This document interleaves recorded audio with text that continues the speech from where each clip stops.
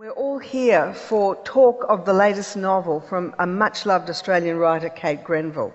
It's the third in a trilogy that began with her novel The Secret River, which won the Commonwealth Prize for Literature, the Christina Stead Prize for Fiction, and the Community Relations Commission Prize, the Booksellers' Choice Award, the Fellowship of Australian Writers Prize, and the Publishing Industry Book of the Year Award. It was shortlisted for the Miles Franklin and the Man Booker Prize and longlisted for the Impact Dublin Prize. The Secret River was an historical novel set in the early years of the settlement of New South Wales and followed the life and times of William Thornhill, who was sentenced in 1806 to be transported to New South Wales for the term of his natural life. With his wife and children, he eventually takes up land on the Hawkesbury River, and it's this phrase, takes up land, that Kate Grenville examines, because it's a phrase that doesn't instantly invoke the risk and the bloodshed that actually happened. It was a wonderful and disturbing novel full of detail about life and work in the colony of New South Wales and daring descriptions of the land and the strangeness of the encounters between black and white people. It was followed by The Lieutenant, where we met soldier and astronomer Daniel Rooke arriving on the First Fleet to New South Wales, beginning his observations. He was a loner of sorts, taken up with his own interests, going off to his makeshift laboratory, observatory, where he can be alone with his thoughts, and his interest in languages took over when he made contact with a young girl, and between them they tried to make sense of the place they find themselves between two cultures. And in this new novel, Sarah Thornhill, we're between cultures again. Sarah is the daughter of William Thornhill, who we met in the first book. She's an Aussie, Australian-born. But what does this mean for her, and how does she relate to the other Australians, the Aboriginal people also born here? Please welcome Kate Grenville to the Melbourne Writers' Festival.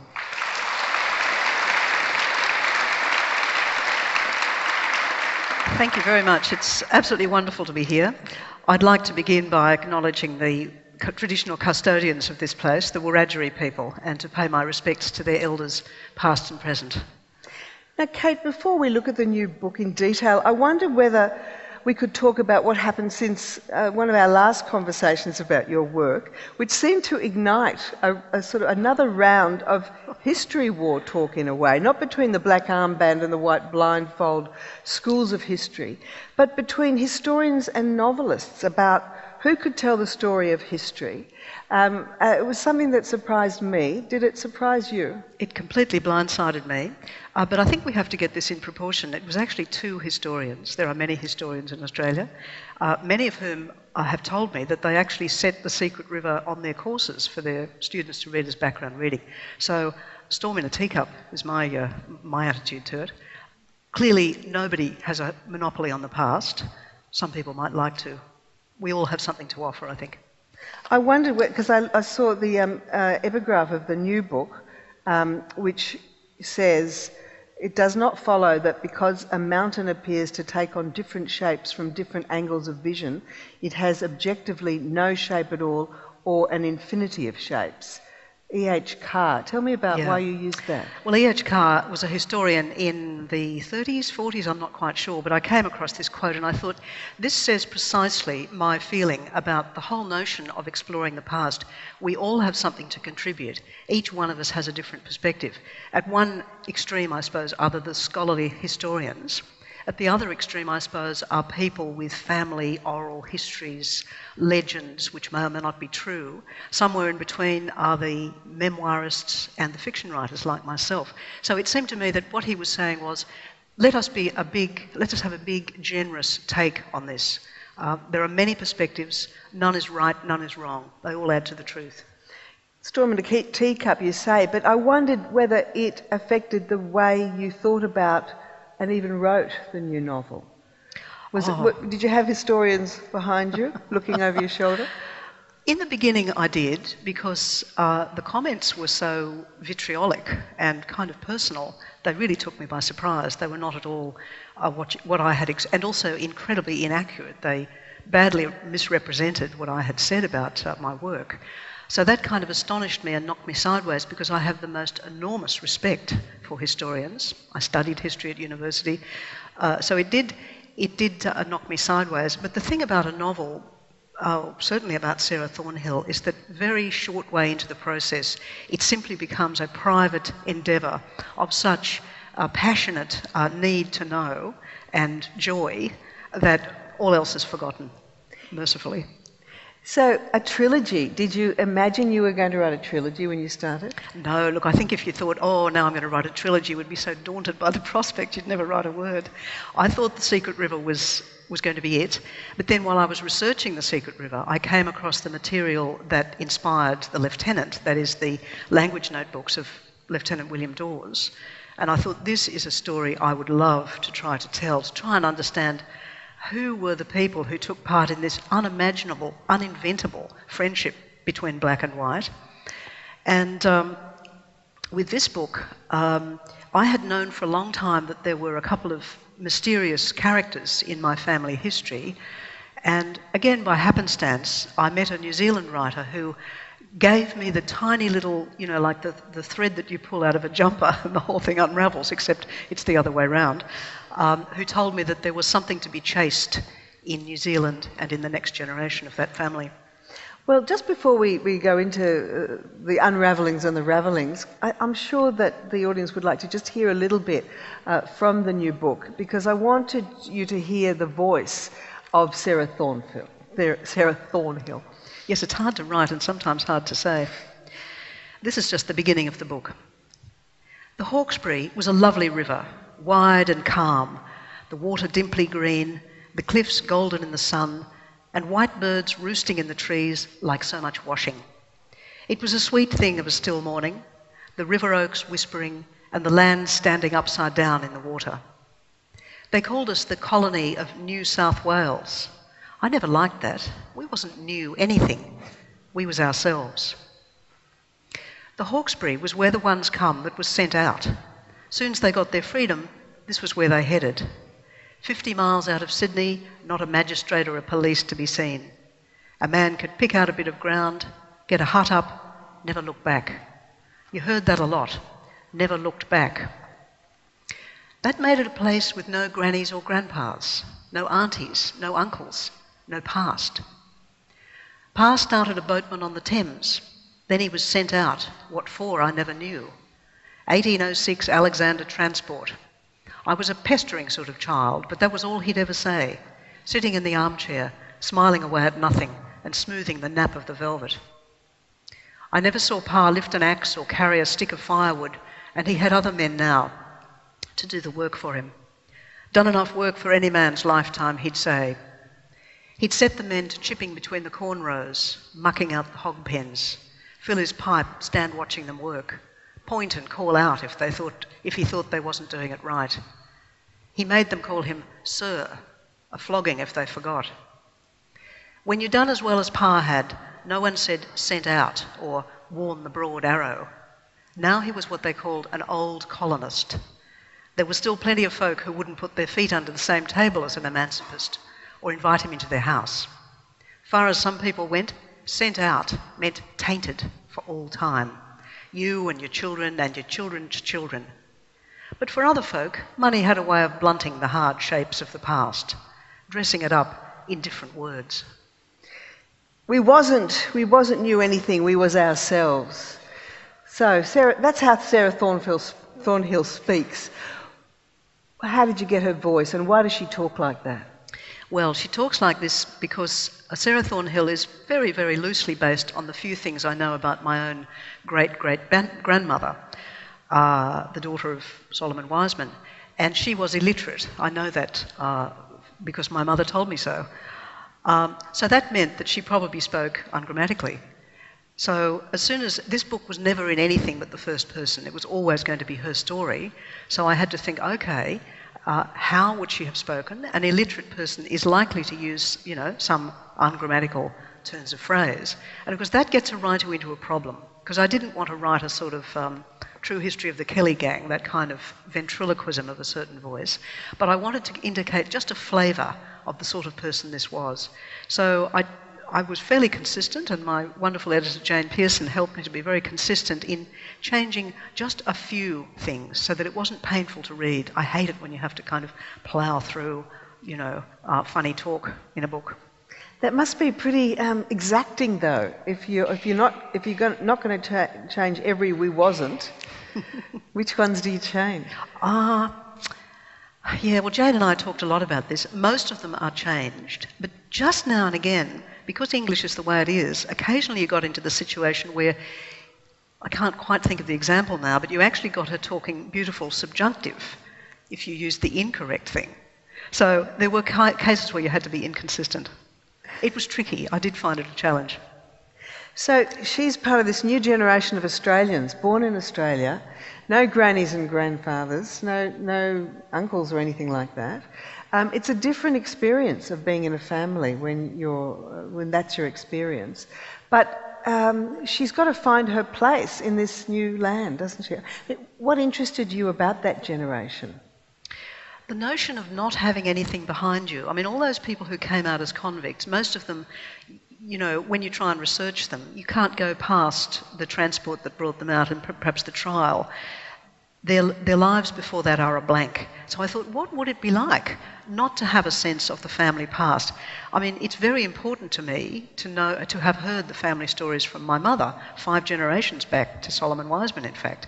This is a woman who not only doesn't have the stories, she doesn't even have the older family members. I mean, it's the migrant experience, in a way, except that she was born here. The other thing, of course, is that in the back of the Secret River is always the possibility. I mean, William Thornhill and his wife are English. They could, in fact, have gone back. Sarah Thornhill doesn't have that choice. She's the first generation of Australians for whom Australia is home. It is the birthplace. They have to work it out here. There is no back to go back to. And that's our situation. And because I'm actually writing about the present, that was what interested me. Tell me about writing about the present. Well, the dilemmas we face in the present, which are many and complex, but among them are how to share this nation with the people who were here before us, white Australians. That dilemma it can't be solved by looking at today. You can actually only solve it, if there is a solution, by looking at how it evolved. Why is it like this? And when you look back, you begin to understand that simple answers are not going to do the job because the history is so complicated. The more you understand of it, the less you think there are any simple answers. And yet, Sarah Thornhill's story is actually my story. She didn't know the dark facts of her country's history. She found them out. It was a huge trauma for her. And she then had to think, well, what do I do with the knowledge that I now know? Was it a huge trauma for you? Oh, yes. In writing The Secret River, I mean, in the memoir, Searching for the Secret River, I've talked about what it was like to discover the facts that modern historians like Henry Reynolds have unearthed about our past, the undeniable facts about massacres and huge systemic violence.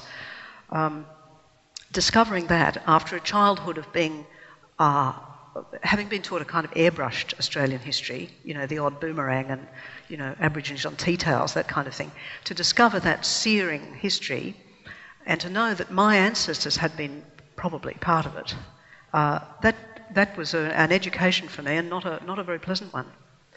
Do you feel as if you will be always telling this story? I think that's probably right. I hadn't thought about that, but it's a constantly evolving set of thoughts for me. I mean, Sarah Thornhill is about someone who decides about where I am now. The only real thing you can do, the only real contribution you can make is to tell the story, which perhaps hasn't been told or needs to be told again. So you can tell the story as honestly as you can. But beyond that, I think there are other things one can do, and I don't quite know what they are for me, but I hope to discover them. So Sarah Thornhill, just in that reading, never looked back, never look back. And it's a kind of song that's sung throughout the book. It was important for Sarah's father because he was trying to make himself new in this place, in this world. Mm-hmm. Isn't it almost inevitable that we look forward as human beings? We do, but I think as we get older, many of us want to place ourselves. I mean, it's not a coincidence that so many people want to discover the facts about their families, both Australians and also migrant Australians want to discover where they came from, to place themselves in that continuity of generations. And it is, I think, mostly older people who do it, and it's probably no coincidence that I'm the age I am. So I think you can only look forward. I mean, the present is shaped by the past, and so the future must be too. Let's talk about that New Zealand connection, because it is a surprise. It was a surprise to me to read the book and find that there was an historical connection between those first colonists and New Zealand. Tell me how you found it, and what. And you described a nudge in the ribs from the cosmos. Yes, one of the mysterious bits of family history concerned a girl who was said to be Solomon Wiseman's daughter, who got pregnant to the riding master and was thrown out of the house and died. Very dramatic, poignant story. But when I went to the archives, I found that this was not so. Solomon Wiseman had 2 daughters, but they were both well accounted for in the records. But then there were tiny little other fragments, and as one does when one's delving into the archives, I put 2 together and discovered that Solomon Wiseman's granddaughter was actually the child of his son, William, and a Maori woman, because William was a sealer, and like many of the sealers, he actually had a Maori family. So I couldn't get much further with that, but I went to Auckland, and I suppose it was being in New Zealand, and I walked up a volcano in Auckland Harbour. I don't know whether any of you know it, but it's a mountain that's kind of sprung up quite recently, so it's really sharp, black, nasty rocks. But in spite of the rocks being so sharp, I had to keep sitting down all the way up it and jotting down notes. It was as if the cosmos was telling me the story of this book that I must write about the Australian aunt of this little Maori girl, and how the aunt is going to go back to where the Maori girl came from and try to meet her family. It was a very uncomfortable day, and I must say that the backside of my jeans was in tatters by the time I went home. But actually, I have it here, the brown paper bag. I had no paper to write with because I was sure I wasn't going to make any notes. All I had was the brown paper bag that my lunch had come in. So there's the book. That's where it started. Can you read us a little bit of the notes? Sure. Because it's very interesting to know what suddenly comes. I've never had this before, of having really the outline of the whole plot given to me. Thank you, Cosmos. The SI story, Stewart Island is the place in the south of New Zealand where this happened. Sarah goes to Stewart Island to find the child's mother. See, there's the story right there. Start with arrival of child, no language, traumatised. She's given a new name, old one gone forever. Again, as you know, it's all in the book. So I even wrote a tiny little bit of the book itself. Suddenly a sentence came to me. It doesn't often happen like this, so I really did feel I had to get on with this book. It was being given to me very insistently. This was the first sentence I wrote from the book. It was a Sunday when she arrived. Her name was ... work that out later. None of us could say it, so we called her Betty. And I thought that's the poignancy of that story, that lost girl. Do you think the cosmos is interested in what you're writing? Well, let's put it this way. I'm listening to the cosmos because I think the cosmos knows a lot more than I do. And I feel myself to be its servant is the word that's springing to mind. I do feel as if, look, I think I'm a very kind of ordinary person, and it seems to me that things that are of interest to me will probably be of interest to other people. I'm not exceptional. I don't have exceptional thoughts. So in that sense, I suppose that's what I mean by the cosmos. A culture produces ideas which are being explored, which are of interest to that culture at that moment. And I think one of the things a writer can do is to take those ideas and go a bit further with them. So it's not a religious sense at all? No. No, I wish it was, but it isn't. Well, your story has a dashing romantic hero called Jack Langland. And he's based on, or partly on the story of a real person called Thomas Chaseland. Mm-hmm.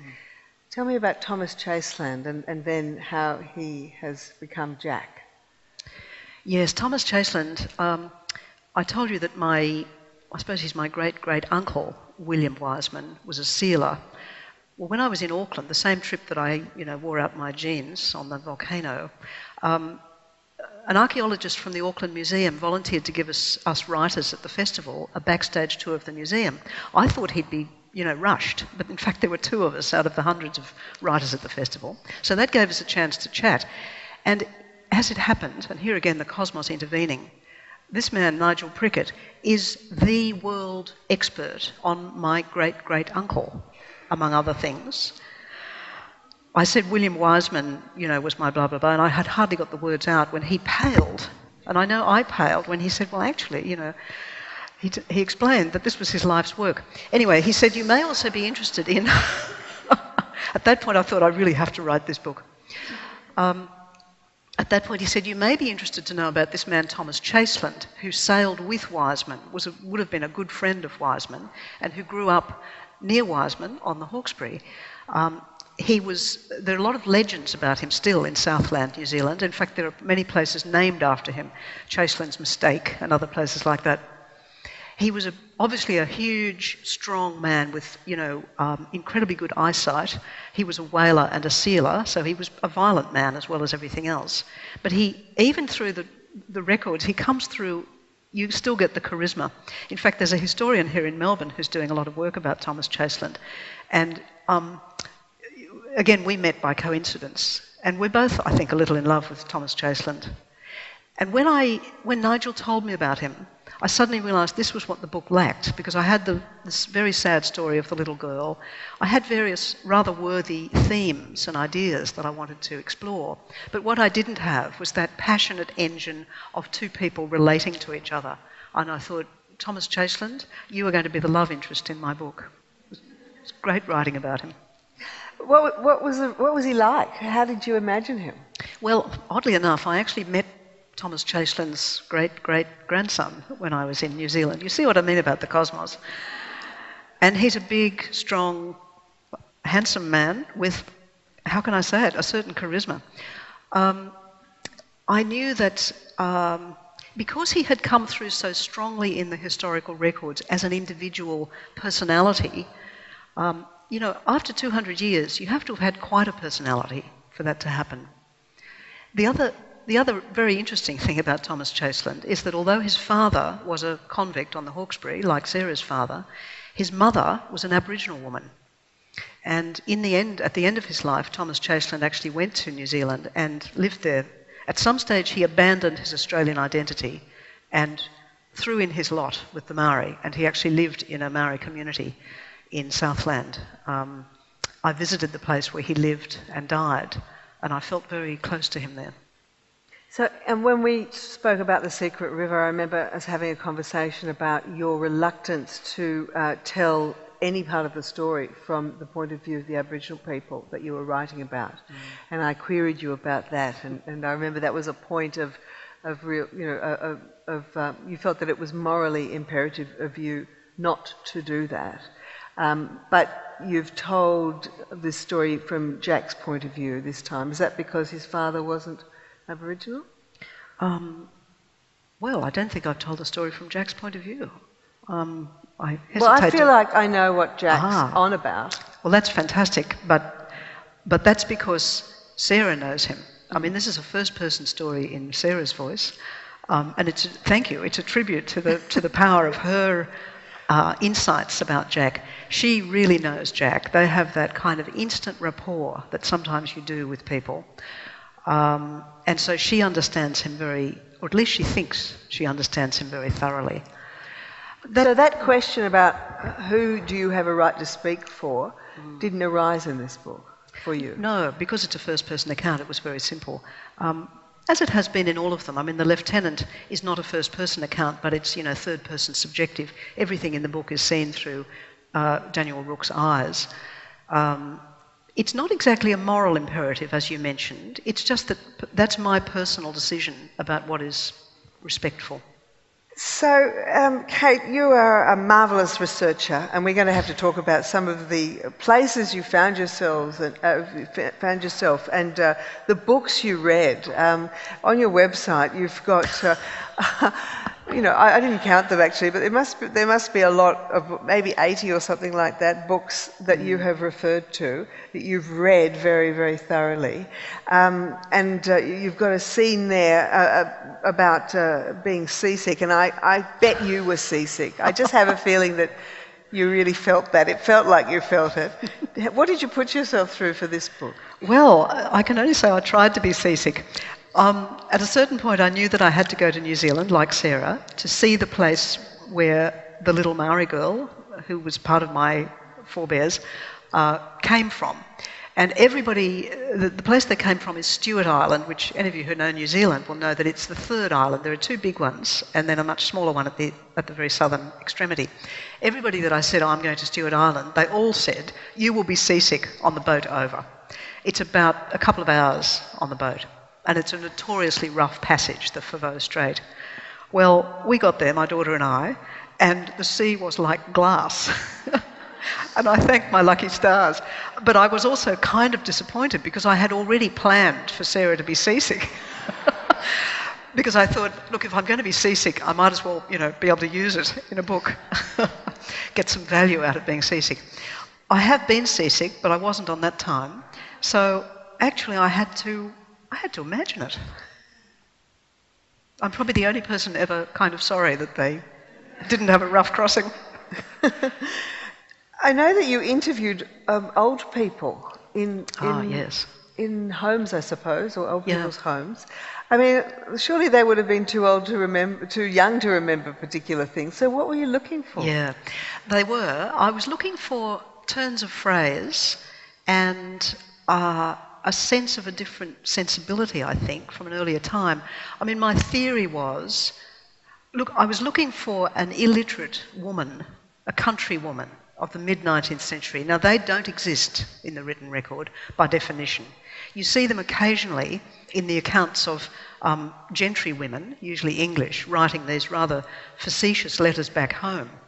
And there's one that I remember describing women, probably not unlike my great-great-grandmother. She says, we passed these dirty women sitting in their doorsteps with their pipes in their mouths. And I thought, you don't mean to, but you're telling me about the woman I'm looking for, not you with your nice teacups. I'm looking for the other ones. But I thought life changes slowly in the country. The way people speak in the country is still different sometimes from the way people speak in the city.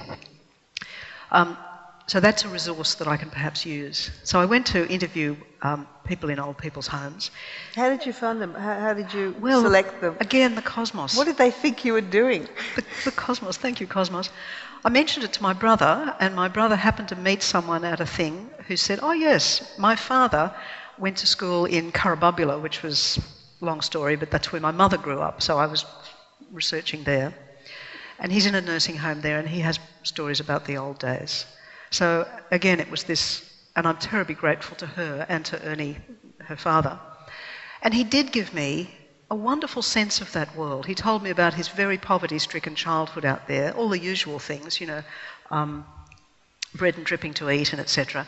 But he gave me some wonderful things. There's a moment in the book where actually an Aboriginal man has been splitting some timber for firewood, and he says to her, it's called Yallajak, and this is something Ernie had told me. Eucalyptus meliodora, what's it called? One of you must know. Meliodora. The ordinary name for it is... anyway, it's a particular eucalypt. I'm not helping you here because I have nor is anyone else. Anyway, he called it Yallajak, and I knew what he meant, but I said, why is it called Yallajak? And he said, split it open, it's yalla as a guinea. And I thought, what a fabulous phrase, yalla as a guinea. Where else would you hear that except from a very old person? What else did you learn? I mean, what other phrases do you remember? Well, the thing is, he remembered my mother, which was amazing. He remembered my mother at school. This had nothing to do with the book. But it was, I mean, she's been dead a while now, but as you can tell, I'm very close to her. He said, oh, yeah, Nance, I remember her. She was one of the big girls. So again, it was like a little voice saying, you're on the right track, keep going, keep doing this. And were they interested in your writing, or did they know what you'd written, or did they know they were helping you with your ideas for this book? Well, they knew I was researching. I mean, he knew that I was researching that time and that place, and that I was interested in my mother. But you know, I think a lot of people like Ernie, who would be not well educated, very much a working man, he's, you know, a very old man. He knows that his story will vanish completely. No one would be interested in hearing it. And someone has come along and said, I am interested in your bit of life, not the upper class, not even the gruesomely, melodramatically poor, but the people in the middle whose stories have somehow slipped through the cracks and are not to be found. It's like they recognise at some level that when they're gone, their story will go with them, and that will be a loss to us all. What about writing the romance and the sex in the book? How did you approach that? You asked me about sex last time. You're not obsessed, are you, Ramona? I'm alive. It's interesting. I mean, this book has actually got two different love affairs, and I thought, well, two different love affairs, I better have two different kinds of sex. So who's obsessed here? I'm just alive. So the first kind of love is the love story between Sarah Thornhill, who's aged about 16, falling in love with this big, handsome, strong, dark man called Jack Langland. And that's the kind of love that I bet everybody in this room has experienced, which is the thunderclap. It's the, completely bowled off your feet by this love. Nothing else exists. Nothing else matters. And that's a particular kind of sex. You'll have to read the book, I'm afraid, to find out what that's like. But then, of course, I apologise for that. I don't want to give the game away here, but there is a second love affair in this book, which is a man that she marries thinking that this is just faute de mieux. This is what I'll have to put up with. And that's the other kind of love, which is the love that grows very slowly over perhaps years through companionship and living with somebody.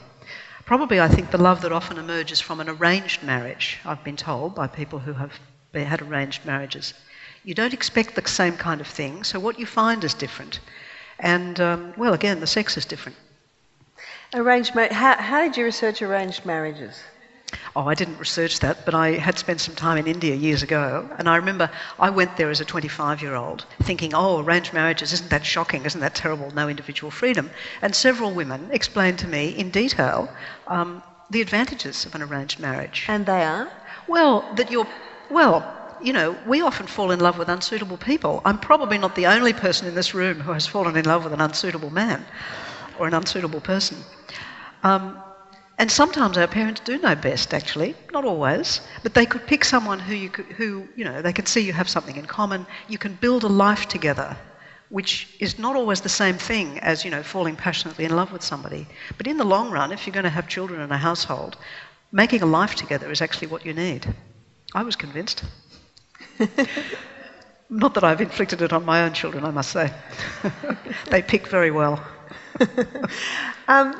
Childbirth in those times. Aha. What a harrowing thing.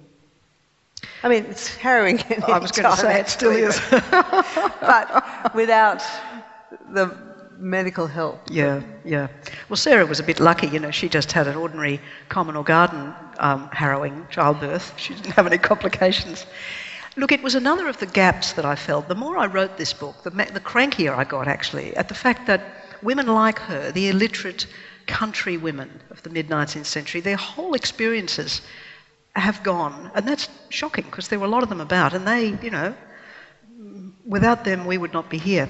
And one of the experiences that is not talked about is childbirth. So I thought, well, I know a little bit about it. I've done it twice. Let's put it in the book. Let us have this experience recorded in fiction as battlefields are recorded by male writers. It is a battlefield, isn't it?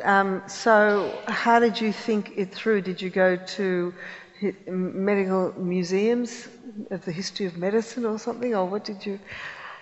Well, no, because Sarah has what you might call an uninterventionist childbirth, I was lucky I had those kinds of childbirths. There's a feeling of risk in the whole thing that you get. And I don't know whether it's because that's it's in remote and there's the dust and there's not too many people around, but that it really felt to me like it was dangerous. Yeah. Well, look, it still is. I mean, childbirth even today is still dangerous. And in those days, most families, many men had several wives because several died in childbirth. It was hideously common. And yeah, actually, I did read some awful stuff about the original Melbourne infirmary or women's lying-in hospital in which many young Irish girls were brought because they'd had such poor diets. Basically, their pelvises weren't big enough to have babies. I mean, it's horrendous. I mean, every woman that we know who's had a caesarean would have been dead, basically, in those days. That's a sobering thought. I'm thinking about Joan Makes History and that book you wrote a long time ago. Yes. I don't know whether you remember that book, people in the audience here, about your idea that you got annoyed that the lack of women in history, and you put Joan in. She was like the Zelig, wasn't she? Sort of this character who, no matter where you looked, there she was somehow. Yes. How important is it for you still to tell the story of women in history? Well, as you can tell, very, very important. Joan Makes History was almost like it was like a practice run at a theme which has, which I've explored a lot later on. Yeah, I wrote that just before the bicentennial in 1988. I would have started it in 1986 probably. And it seemed to me that the whole hoo-ha about the bicentennial was all about basically dead white males, and a lot of live white males too. And I thought, well, let's put the women back in. Without us, washing the socks and making the dinners, none of the other stuff would have happened, none of the grand stuff that we call history. My theory was, one makes history by being at home washing the socks and making the dinners as much as, out on the battlefield or wherever you are. So, yeah, I obviously have a bit of a one-track mind. So can you imagine, why stop here? I mean, why not tell the history of the country in each generation? Well, gosh, it's a tempting idea, yeah. I bet you've thought of it. I have, but family sagas. I mean, I do know a certain amount about the 5 generations of my family that were in Australia, but there has to be more than just telling the story, more than family history. There has to be, for me, to get that engine of the hard work of writing a novel, there has to be a larger, I could almost say, didactic theme. So it's got to be more than a story. So with this one, obviously, there's a kind of theme about what we might do today and how we might think about the past. So the intervening generations, but I think there's a book in my mother. I'm not sure what form it will take, but she spanned the 20th century, and boy, that was an interesting century for women particularly. She was one of the big girls. She was a big girl. Do you think that she's too close to you to write it easily? Or do you think you'll have to wait a bit? Well, I better not wait too much longer. It'll be too late. Possibly. But when she died and I cleaned up her papers and I realised just how much she had left behind, I thought, I kind of owe this to Mum. So even though it's hard, I'm going to do it. Well, I'm sure that we can hardly wait for the next book in this series. Sarah Thornhill, Kate Grenville's latest book, is published by Text. This idea of emanations is in the book too. People go to places and they sort of try and feel what's happened before in the place. Ah, do they? Yeah, they do. Well, I certainly do. I don't know whether I've actually put that in the book, but I do feel that. I think most people do, don't they? You go to a place, I mean, for me, the Hawkesbury, for example, is a haunted landscape. It's very beautiful, but I could never live there because it's haunted. And you could say that's because I know now what's happened there, but actually I felt that before I knew that. I think there are places that, I mean, this all sounds kind of oogie-boogie, doesn't it? But, I'm a writer, I'm allowed to be oogie-boogie. But it is there because I read it. She goes back to a place and lies on the ground, the last place that she sees. Oh yeah, that's Jack. right. The last where she says goodbye to the great love, and she sits there as if he is kind of in a way still there because it's the last place she saw him. I think we all feel that, don't we? We go back to places that were important to people we loved. But then you go back and then you find there's nothing there. Oh, speak for yourself. That's right. Lack of imagination. What about some arms up and some questions now? We've got quite a few. What about over there? Yes? Have you got the mic? No, you've got to speak into the mic. That's the rule. I just wanted to ask you how you wrote about the Aboriginal language and made it so easy for us as readers to move, this is in the Lieutenant, sorry, to move in and out of English and Aboriginal language without even realising that it was foreign. Oh gosh, I'm really glad it looks like that. It took me many drafts to get that. If you look at it closely, you will see that the Gadigal is there, and then the English is actually basically right next to it, but sort of voce, as you might say. It's like a little footnote to tell you what the English is. And that seemed very important to say that this language is not this weird other. You know, the Aboriginal writer Melissa Lukashenko said to me once, isn't it shocking, or I said to her, isn't it shocking that white Australians generally know not a single word of any Aboriginal language? And she said to me, don't be ridiculous, what about? And then she reeled off a whole list of words which we have simply incorporated into our daily speech without acknowledging it and without recognising it. So that was, you know, one of the things I wanted to do in that book, which was to establish so many Aboriginal languages have been lost, and Gadigal has been mostly lost apart from Dawes's notebooks. Very important to re-establish it as a kind of a living presence, even if it's just in a book. I think barrack is one of them. Barracking for Barracking, footy is team. it? Yes, Is I it? think I read that. Ah. Now, we've got a chap there, and somebody here, put your hand up so we can give the mic to you. Nobody in this side? All right, yeah, up the back there. Excuse me, sir, with the mic, that lady up the back. Yes. Kate, this is on a similar theme, I think. Of the many great things about The Secret River, the thing I liked most was that scene where the two cultures confront each other, and they're totally unable to make a connection because they live in totally different worlds. Is there some sort of resonance of that particular notion in what you've just been talking about our needing to understand the past, and the past increasingly being a closed book or a closing book?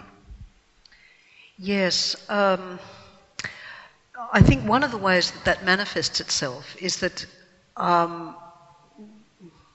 you know, white Australia often, I think, still doesn't really understand that Indigenous people not only don't always live like us, they don't always want to live like us.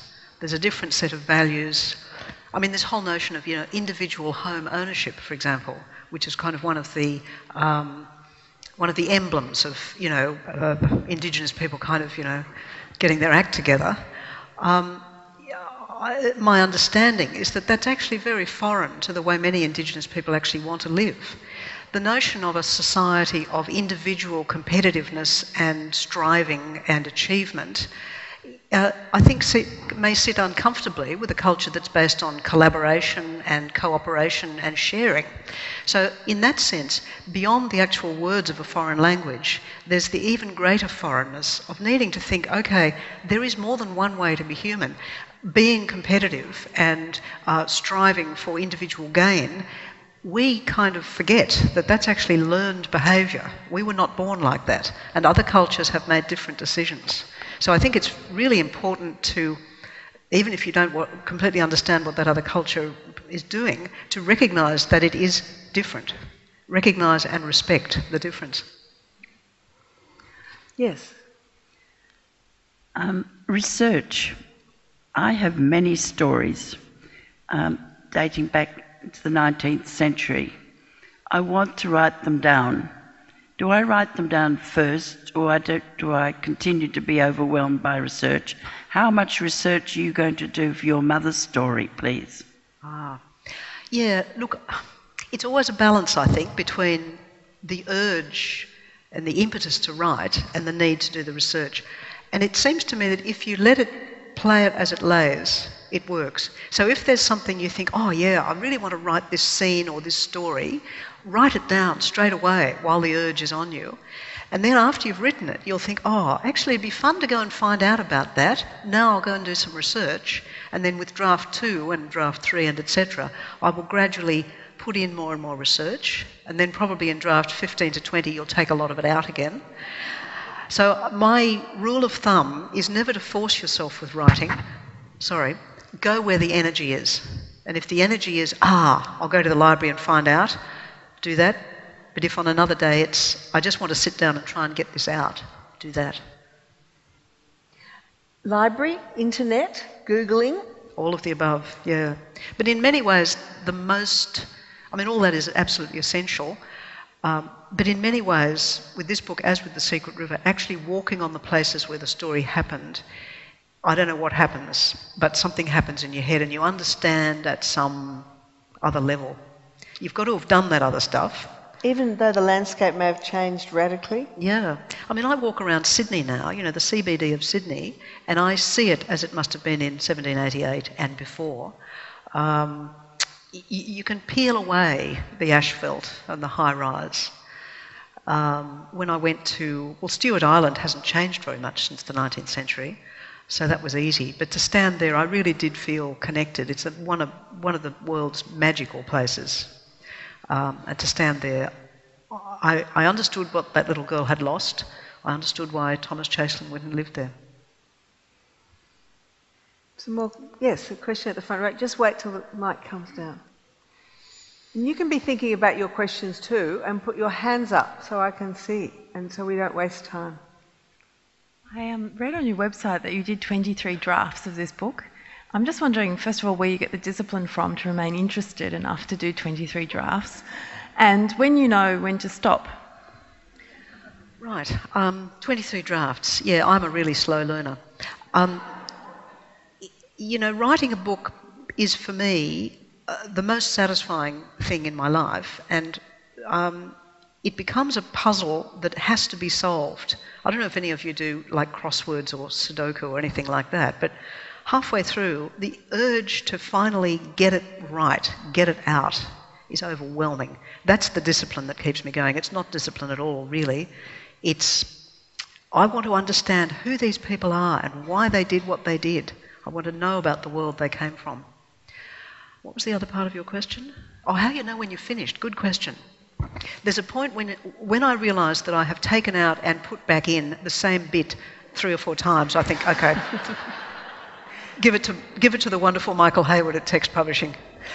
So what is the difference between the first and the second and the second and the fourth and the fourth and the 20th, really? With this book, there was a lot of rearranging of things. This is a very heavily plotted book, and there are a lot of interlocking stories. So one of the real interesting Sudoku type challenges was who knows what and when do they know it and how do they find out, all those sorts of things. So that meant a lot of moving of big chunks of actual events. Or having it off screen, as it were, too. Yeah, well, that was not really with a first-person book. That's less of an option. I do have one scene that's. Do you have a bit of a time shift? Some time shifts you can do. You can have off-screen things in time shifts when someone's coming back to something. You can, and to a certain extent, you can have other people telling you things. Like there's a big scene in this where Sarah Thornhill's long-lost brother.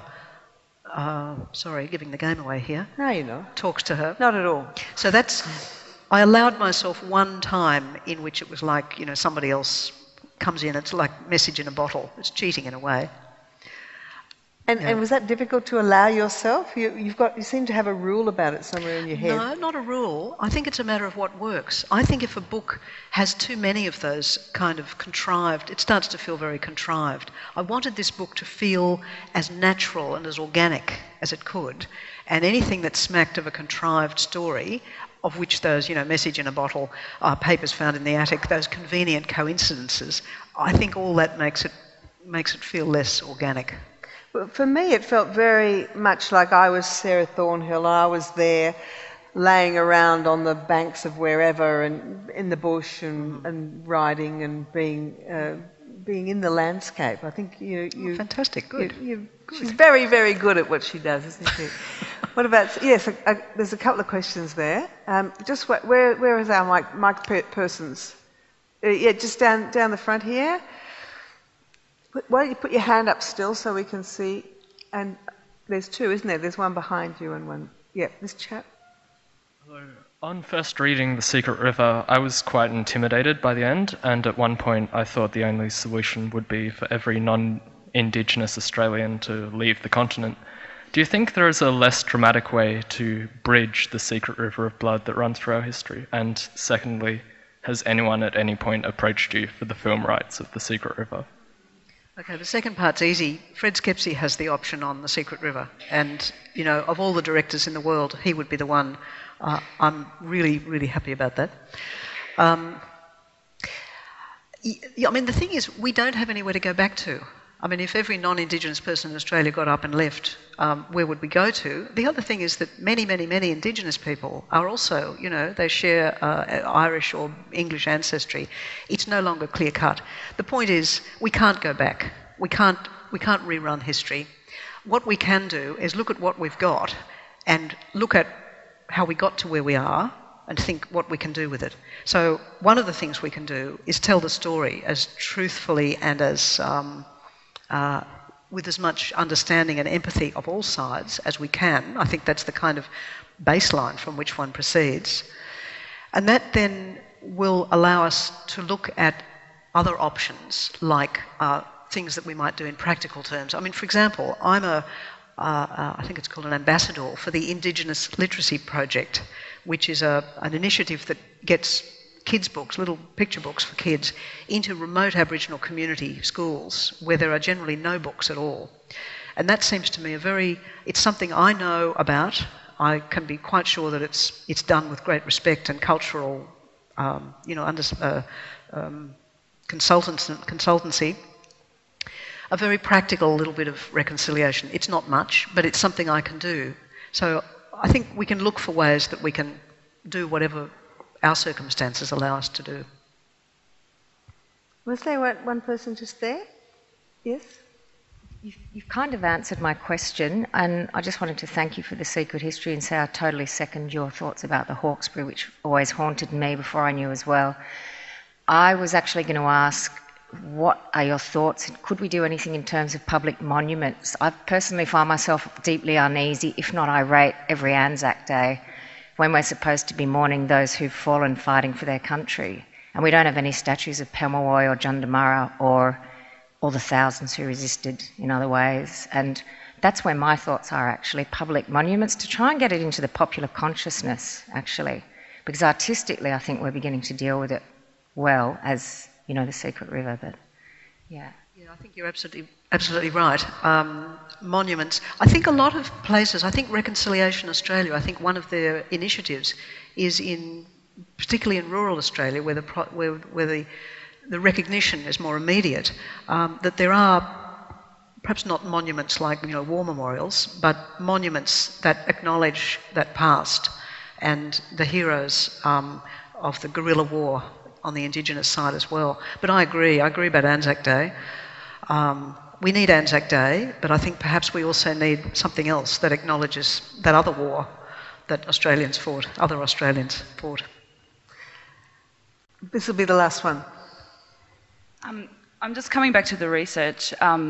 Besides the wider sort of historical setting that you've been able to research probably from textbooks and other things like that, in the beginning of The Secret River, there's a bit where William Thornton he's working in the docks, and there's a bit where somebody's teaching him how to get the brandy from the... Yep. How did you know about that little trick? I got that from a book, a memoirs written by a boatman on the Thames who would now be an old man. So he's writing about his youth. And he said exactly about tapping the cask and having the little pipe. But then I read the Old Bailey transcripts of a lot of trials, fabulous reading, and quite a lot of them, I mean, it was a very common thing to do, did exactly that, drew a little bit of, you know, expensive French brandy out of the barrel and then hid the hole and took the brandy in a little bladder under their coat. So I read accounts in the Old Bailey record of people who had been caught doing it, and in the course of the trial explained how they'd done it. So... Marvellous. Well, Kate Grenville will be signing her new book for you outside. Please thank her for being with us today. Thanks. Thank you.